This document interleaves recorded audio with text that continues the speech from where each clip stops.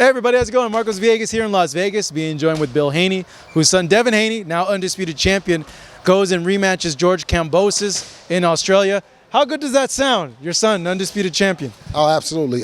But to go and rematch it, it's something that, as a 23-year-old, right? You're normally just coming out of the amateurs. You're building up to become a 6-round, 8-round fighter, right? To see Devin not only accomplishes his dream to be undisputed, but to do it in relatively a short time, being 23 years old. And now to go back across the pond and defend it where, only a very few, if not any, have ever done this. Is everything all sorted out? We're not going to have the same issues that we had like the first time where they let you in barely last minute? I hope so. I hope so. Yeah. From what I'm hearing, everything has been sorted out. You know what I mean? Thank you to the Australian government, DeBella Entertainment, Top Rank, the attorneys at Top Rank, both, and also my attorney as well, who's been doing a diligent job and getting my paperwork in for this fight, getting me approved, and then having confidence that that we're going to Australia to do the right thing, to bring back home these belts. Yeah. When you see Devin now, I just finished talking to him, he said he just feels so much more confident, he feels like he belongs. Yeah. How have you seen him change since the win and since becoming undisputed? Well, I think that, everyone, including you, by seeing Lil Dev grow up to now being Devin, you know what I'm saying? He knows exactly who he is. He knows exactly what he's here for, his purpose. And once you have your purpose, then you have your plan. The plan is the easier part. The purpose was something that he figured out young, and he's fulfilling it every day. He looks different though. When he was doing the mitts, I was just like, Jesus. I was genuinely surprised. Yes. What happened? Well, it's just that it's that age, it's that time. You know what I mean? It's that summer that things are clicking. He's healthy. You know what I mean? And we worked on some things in camp that we want to do different.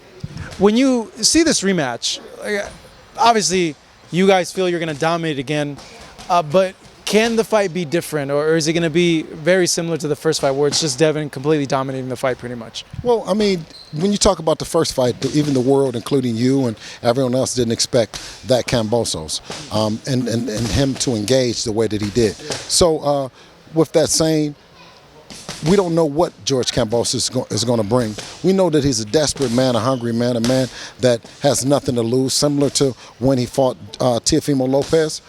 So, you just have to prepare all the tools, shine up everything to the best of your ability, and then let Devin make the adjustment on October the 16th to whatever George brings. Looking at Devin working out, I feel like he's sitting on his punches a lot more. Oh yeah. A lot more. Okay. Heck of a lot more. But it makes me think, is it a goal of you guys to put a stamp on this for Devin to go in and knock Kambosos out? Well, no, the object is to win. He's on number 29, you know what I mean? He's young, he's 23, you know what I mean? We always say win is the thing that you want to do most. You can't necessarily dictate what George is going to do. You have to make the adjustment, so you go in there and you do that. You don't go in there necessarily looking for the knockout, you let it come, is what I learned. It's how I learned the game.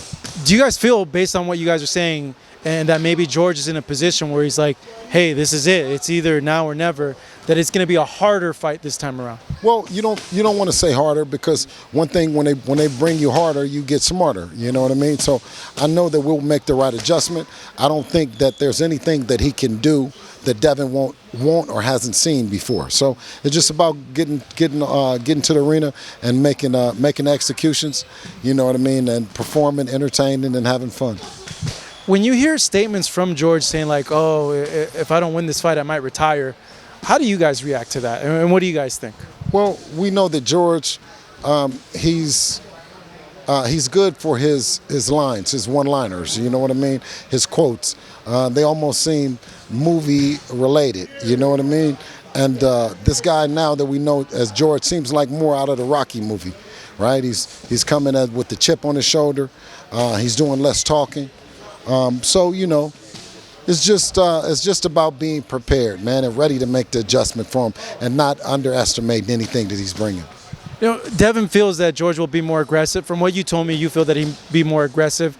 when you look at the fight and visualize it, can you kind of walk me through, like, how does that fight look? No, it's impossible to do it. That's what with any fight. You know what I mean? As you're walking it through in your mental, you know, there's something that the opponent does that you have to make the adjustment the fighter makes. That's, you know what I mean? So that's what we love about this sport that we're in, is that you have to tune in on October the 16th in Melbourne, Australia, at Rod Laver Arena to watch. And you'll see growth and development out of Devon. You'll see maturity in Devon. You got a chance to see right here something that we want to introduce on that night as well. You know what I mean? So we're looking forward to it. Does he make weight, Devin? Excuse me, not Devin. Devin made weight. I meant George, because of the little snafu that happened last time in Australia. Well, God willing, inshallah, both fighters make weight. You know what I mean? It's not been the most easy thing for Devin as well. So, you know what I mean? We're not like, he at George about making the weight either. You know what I'm saying? You have two fighters that are true 135 pounders, if not 135 pounders moving up. It seems like the stars are aligning for your son in a fight with Vasily Lomachenko, yes. Which is like, given when you look at like the whole belt situation, was the guy that you guys wanted in the first place like 2.5 years ago.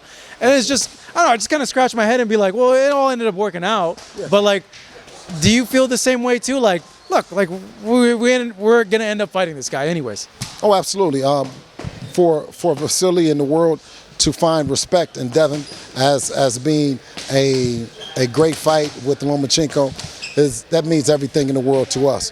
Coming from where we've come from to be right here. But right now it's forced us to look at George Kambosos as a professional, a coach and a fighter, to not ever disrespect the game and look past George Kambosos and look to a fighter as talented as Vasily Lomachenko. But you being so close to the team and planning out the business part of Devon, the brand, is that the plan, like the desire for you guys, like if you guys are victorious, to go to a Lomachenko fight? Oh, absolutely, to go into big fights, yeah. Right? Whether they're at 135 or where Devon is going at 140. We saw the Ryan Garcia's, the Teofimo Lopez's, the Tank Davis's, all fight at 140 pounds as well. So, you know what I mean? That's something that we look forward to doing. Yeah, all those guys coming in your feet, plus Pitbull's coming up as well. Yep. Yes, sir. Yes, sir. Yes, sir. It's good times. Good times to be in the Devin Haney business. It's exciting times. Exciting times. Absolutely. Your son's calling the shots now.